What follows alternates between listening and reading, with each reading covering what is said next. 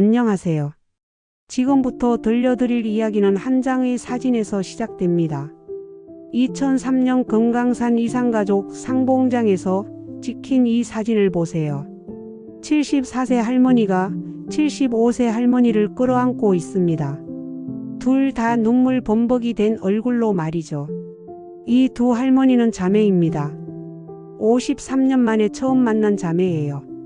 그런데 여러분, 이 사진 한 장 뒤에는 어떤 이야기가 숨어 있을까요? 53년이면 한 사람의 일생이에요. 태어나서 자라고 결혼하고 아이를 낳고 키우고 손자를 보는 그 모든 시간 말이죠. 이 두 자매는 그 긴 시간을 서로 떨어져서 살았어요. 왜 그럴 수밖에 없었을까요? 지금부터 그 긴 여행을 함께 떠나보시죠. 이야기 듣기 전에 구독과 좋아요 부탁드립니다. 1950년 12월 15일 아침, 서울 종로구 한 골목의 작은 한옥에서는 평범한 하루가 시작되고 있었어요. 홀어머니 김순덕 씨는 새벽 5시부터 일어나 아궁이에 불을 떼고 있었습니다. 딸들이 좋아하는 된장찌개를 끓이기 위해서였어요.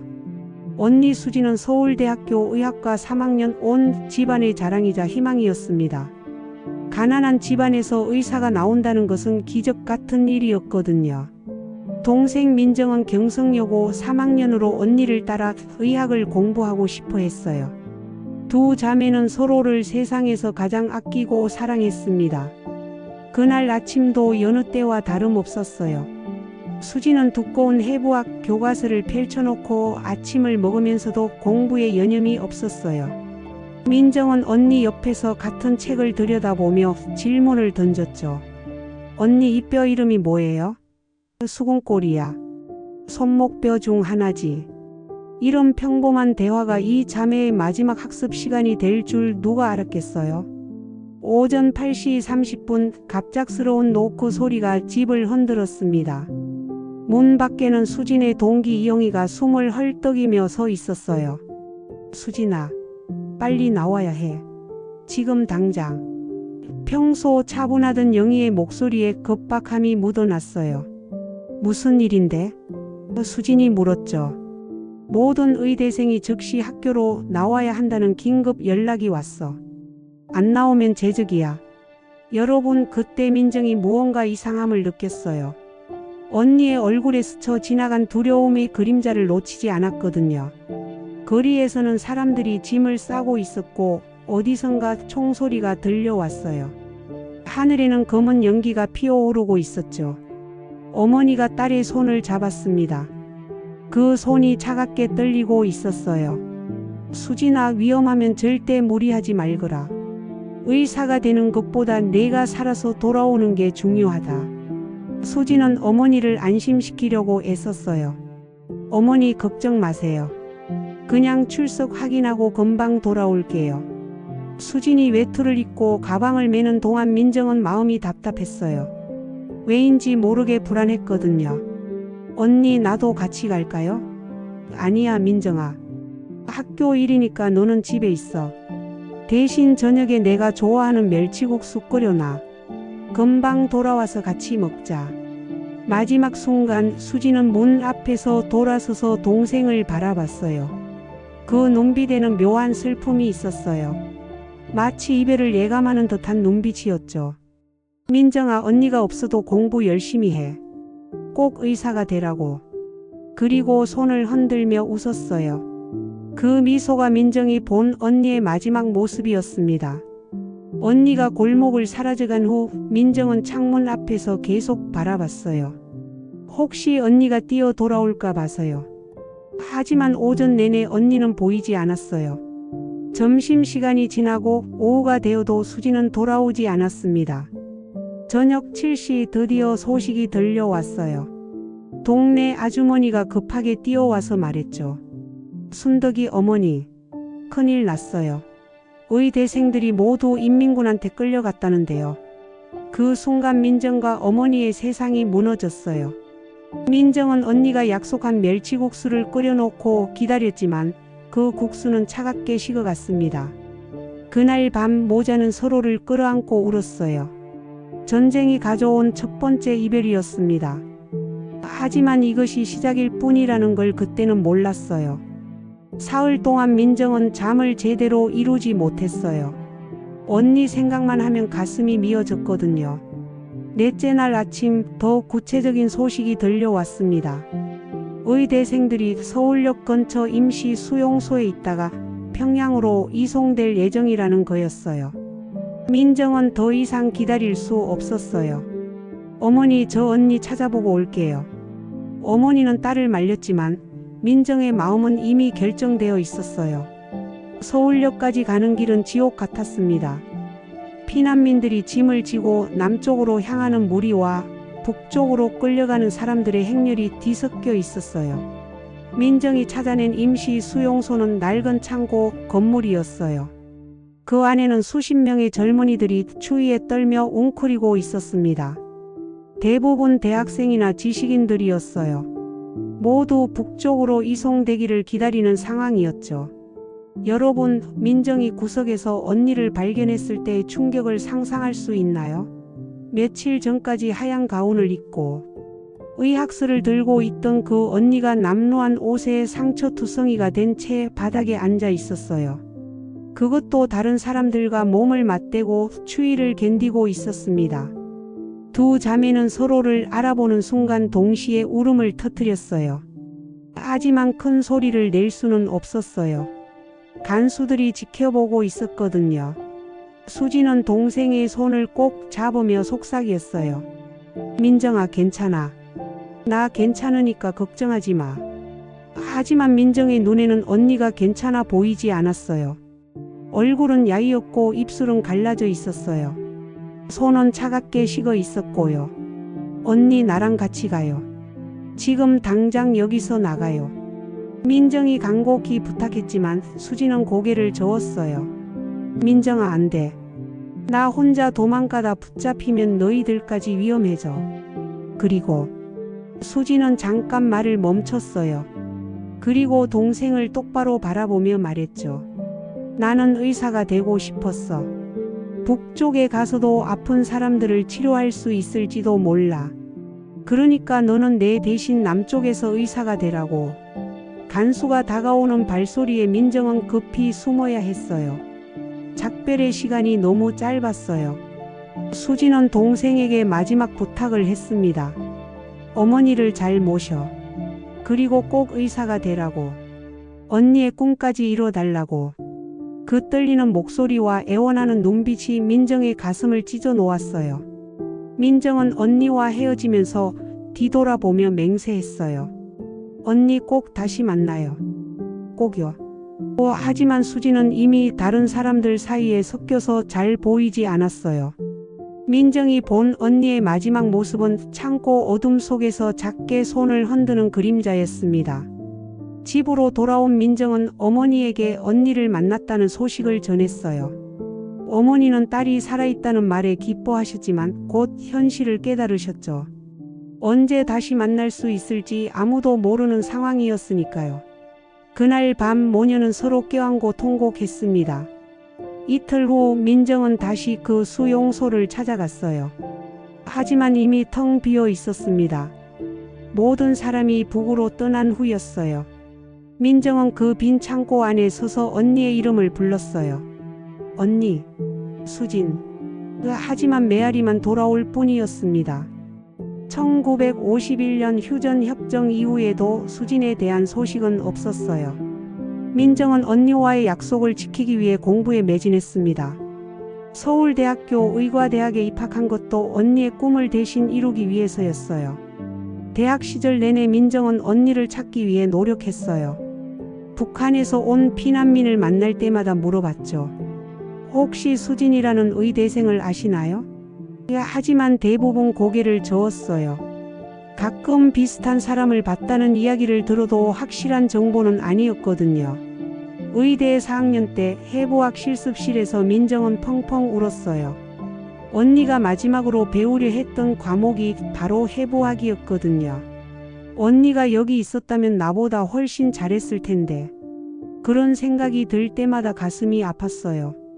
1959년 민정은 마침내 의사가 되었어요. 졸업식 날 빈 의자 하나를 바라보며 생각했습니다. 언니, 내가 해냈어요. 언니 목까지 해낼게요. 어머니는 딸의 졸업을 축하해 주셨지만 역시 언니 이야기를 하며 눈물을 흘리셨어요. 결혼 후 민정은 소아과 의사로 일하면서도 언니를 잊지 않았어요. 딸아이가 태어났을 때 수진이라는 이름을 지어주고 싶었지만 너무 아픈 기억이라 다른 이름을 선택했어요. 대신 딸에게는 항상 북한의 고모 이야기를 들려주었어요. 1970년대, 1980년대가 지나면서도 남북 관계는 여전히 냉랭했어요. 하지만 민정은 포기하지 않았습니다. 적십자 회담이나 체육 교류 소식이 들릴 때마다 혹시나 하는 마음으로 기대했어요. 하지만 그런 희망은 번번이 실망으로 바뀌었죠. 1985년 드디어 첫 남북 이산가족 상봉이 성사되었어요. 민정은 즉시 신청서를 냈지만 수십만 명 중에서 선정되지 못했습니다. KBS의 이산가족을 찾습니다. 프로그램을 볼 때마다 울었어요. 다른 가족들의 감동적인 재회를 보면서 언니를 떠올렸거든요. 그의 어머니가 돌아가셨어요. 돌아가시기 전 마지막 말씀이 이것이었어요. 민정아, 수진이 만나거든. 이 반지 줘라. 내가 평생 끼고 있던 거니까. 민정은 어머니의 반지를 소중히 간직하며 언젠가 언니에게 전해드릴 날을 기다렸어요. 1990년대에 접어들면서 민정도 60대가 되었어요. 언니는 더 나이가 들었을 텐데 건강하게 살고 있을지 걱정되었죠. 매일 밤 잠들기 전 기도했어요. 언니가 건강하게 살아계시게 해주세요. 그리고 언젠가 꼭 다시 만날 수 있게 해주세요.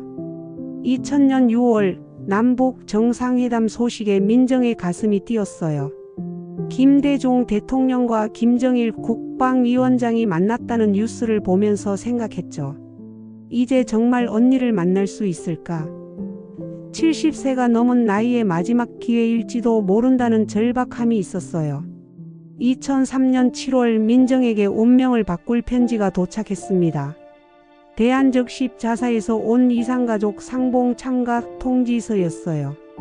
8월 금강산에서 열리는 제8차 이산가족 상봉에 참가할 수 있다는 내용이었습니다. 그 편지를 받고 민정은 바닥에 주저앉았어요. 하지만 기쁨과 동시에 두려움도 몰려왔어요. 과연 언니가 살아있을까? 53년의 세월이 우리를 얼마나 변화시켰을까? 서로를 알아볼 수 있을까? 이런 걱정들이 머릿속을 맴돌았죠.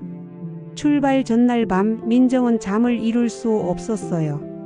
거울 앞에서 옷을 갈아입어 보며 언니에게 할 말을 연습했죠. 언니, 나예요. 민정이에요. 언니 보고 싶었어요. 하지만 정작 어떤 말을 해야 할지 막막했어요. 53년치 그리움을 어떻게 몇 마디로 표현할 수 있겠어요. 8월 15일 광복절.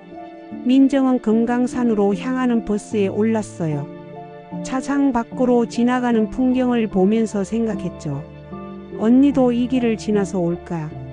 다른 이산가족들도 모두 비슷한 심정이었어요. 버스 안은 조용했지만 모든 사람의 가슴이 두근거리고 있었습니다. 금강산 이산가족 상봉장에 도착한 민정은 북측 가족 명단을 확인했어요. 여러분, 그 명단에서 수진 75세, 평양 거주라는 이름을 발견하는 순간을 상상해 보세요. 민정은 그 자리에서 울음을 터뜨렸어요. 언니가 살아계셨구나. 하지만 동시에 불안감도 엄습했어요. 75세가 된 언니는 어떤 모습일까? 22살에 헤어진 그 언니를 74살이 된 내가 알아볼 수 있을까? 밤새 뒤척이면서도 내일을 기다렸어요. 상봉 당일 아침 민정은 새벽 4시부터 일어나 준비를 시작했어요. 언니가 좋아했던 분홍색 한복을 입고 어머니의 반지를 가방에 넣었죠. 그리고 1950년에 찍은 두 자매의 사진도 가져왔어요. 드디어 상봉장 문이 열렸어요. 북측 가족들이 하나씩 입장하기 시작했습니다. 민정은 문을 바라보며 심장이 터질 듯이 뛰는 것을 느꼈어요. 그리고 마침내 그 순간이 왔습니다. 흰 머리에 할머니 하나가 지팡이를 짚고 천천히 들어왔어요. 주름이 가득한 얼굴, 굽은 등, 느린 걸음걸이. 하지만 그 눈빛만은 여전했어요. 민정이 기억하는 바로 그 눈빛이었습니다. 두 자매는 서로를 확인하는 순간 동시에 달려들었어요. 75세와 74세의 할머니가 서로를 부르며 달려가는 모습이었습니다. 언니, 동생아. 53년 만의 재회였어요. 서로를 끌어안는 순간 민정은 53년간 참아온 모든 감정이 터져 나왔어요. 울음이 멈추지 않았어요. 수진도 마찬가지였어요. 두 할머니는 한참 동안 서로를 놓지 않고 울었습니다. 주변의 모든 사람들이 이 감동적인 장면을 보며 함께 눈물을 흘렸어요. 첫 만남에서 수진이 한 말이 이거였어요. 민정아, 내가 너를 얼마나 그리워했는지 알아? 하루도 너를 생각하지 않은 날이 없었어. 민정도 대답했죠. 언니도요. 저도 언니 생각으로 살았어요. 수진은 동생에게 북에서의 삶을 이야기해 주었어요. 평양의 한 병원에서 간호사로 일했다는 것, 결혼해서 두 아들을 낳았다는 것, 그리고 큰아들은 교사, 작은아들은 의사가 되었다는 것까지요. 작은아들에게 늘 남쪽의 고모 이야기를 해줬어. 고모가 의사라고 말이야. 민정은 언니에게 가장 슬픈 소식을 전해야 했어요. 언니, 어머니께서 1985년에 돌아가셨어요. 수진은 그 말을 듣고 한참 동안 말을 하지 못했어요. 그리고 중얼거렸죠. 어머니를 못 뵙고 갔구나. 효도 한번 제대로 못했는데. 민정은 어머니의 반지를 꺼내 언니에게 건네주었어요. 어머니가 언니 주라고 하셨어요. 평생 끼고 계셨던 거예요. 수진은 그 반지를 받아들고 또 울었어요. 어머니 손때가 묻은 거네. 고마워 민정아. 둘째 날 민정은 언니가 좋아했던 미역국을 끓여 주었어요. 상봉장 식당에서 재료를 구해서 직접 만든 거였어요. 수진은 한 숟가락 떠먹고는 눈물을 흘렸어요. 어린 시절 그 맛이야. 어머니가 끓여주던 바로 그 맛. 수진도 동생에게 선물을 하나 준비해 왔어요. 북한의 흙이 들어있는 작은 주머니였어요. 고향의 흙이야. 너에게 주고 싶어서 가져왔어. 민정은 그 주머니를 받아들고 가슴에 꼭 안았어요. 언니는 53년 동안 간직해온 보물을 하나 보여주었어요. 1950년에 두 자매가 함께 찍은 사진이었는데 너무 오래되어 색이 바래고 모서리가 닳아 있었어요. 이 사진만 보면서 살았어. 너를 잊지 않기 위해서. 밤이 되면 두 자매는 손을 꼭 잡고 앉아서 이야기했어요. 각자의 결혼 생활, 자녀들 이야기, 그동안 겪었던 어려움들까지. 잠자는 시간이 아까웠어요. 53년치 이야기를 3일 만에 다 할 수는 없었거든요. 마지막 날이 되자 두 자매는 점점 침울해졌어요. 언제 다시 만날 수 있을지 아무도 장담할 수 없었거든요. 민정은 언니에게 간청했어요. 언니 건강하게 오래 사세요. 꼭 다시 만나요. 수진도 대답했어요. 너도 건강해야 해. 우리 또 만날 거야. 하지만 두 사람 모두 알고 있었어요. 이미 70대 중반의 나이에서 다시 만날 가능성이 얼마나 희박한지를 말이에요. 마지막 날 아침이 왔어요. 민정과 수진은 서로를 끌어안으며 울었습니다. 53년 만에 만나서 3일 만에 다시 헤어져야 하는 현실이 너무 잔혹했어요. 민정은 언니에게 하고 싶은 말이 너무 많았지만 목이 메어서 제대로 말할 수 없었어요. 언니, 이게 정말 이별인가요? 이렇게 짧게 만나고 또 헤어져야 하나요? 민정의 목소리는 절규에 가까웠어요. 수진도 동생의 손을 꼭 잡으며 말했죠. 민정아, 우리가 53년을 기다렸으니 또 기다릴 수 있어. 꼭 다시 만나자. 하지만 두 사람 모두 알고 있었어요. 이번이 마지막일지도 모른다는 것을요. 75세와 74세라는 나이가 현실적으로 다음 기회를 보장해 주지 않는다는 것을 말이에요. 북측 가족들이 버스에 오르기 시작했어요. 수진이 마지막으로 동생에게 말했습니다. 민정아, 내가 가져온 흙 잘 간직해라. 그리고 너도 건강하게 살아야 해. 언젠가 통일이 되면 내가 서울로 가서 너를 찾을게. 버스 창문 너머로 수진이 손을 흔들었어요. 민정은 버스가 완전히 사라질 때까지 그 자리에 서서 울었습니다. 다른 남측 가족들도 마찬가지였어요. 모두 같은 심정이었거든요.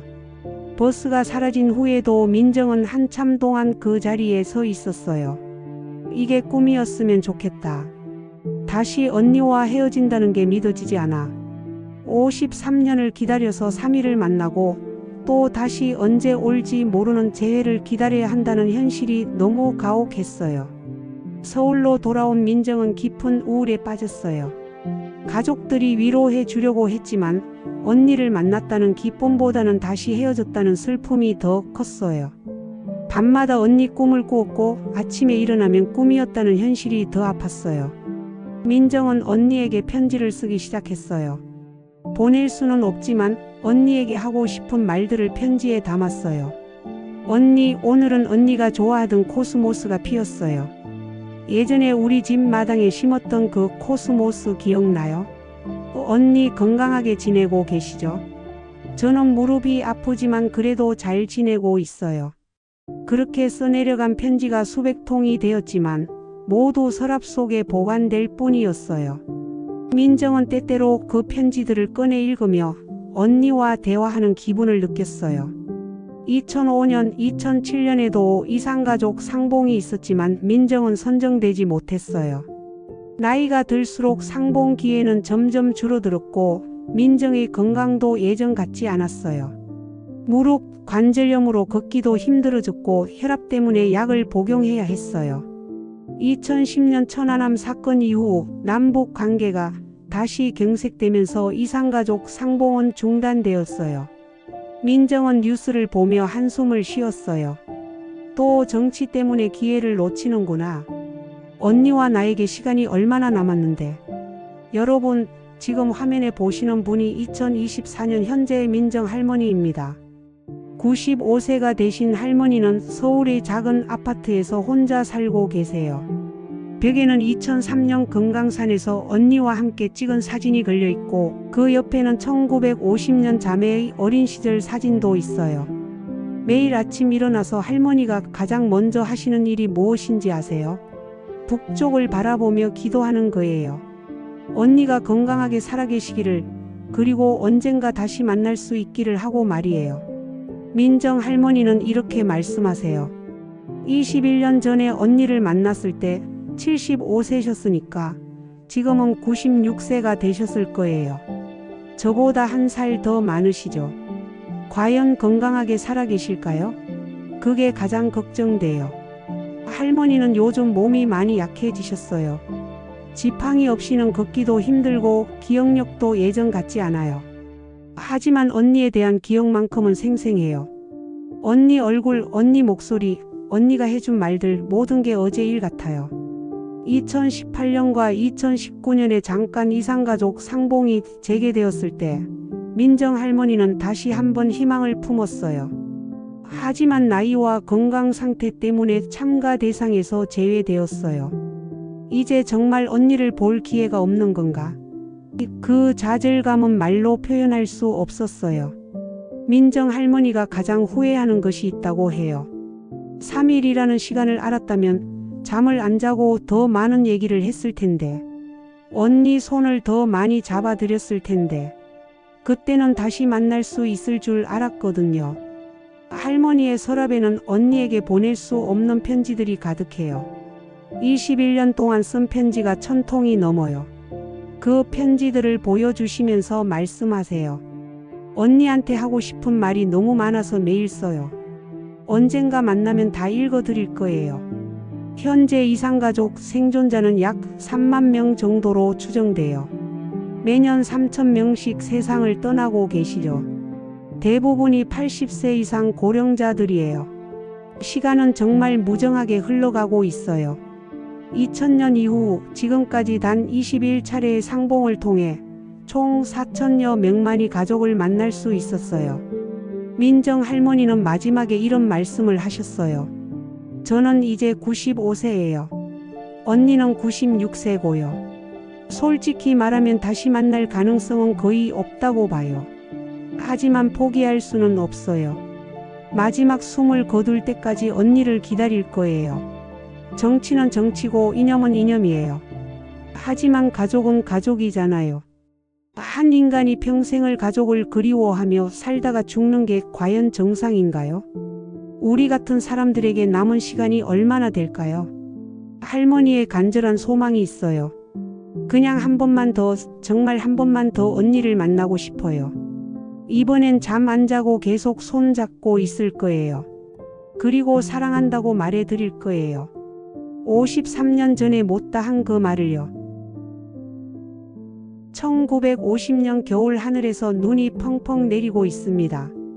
두 사람은 눈사람을 만들며 웃고 있습니다.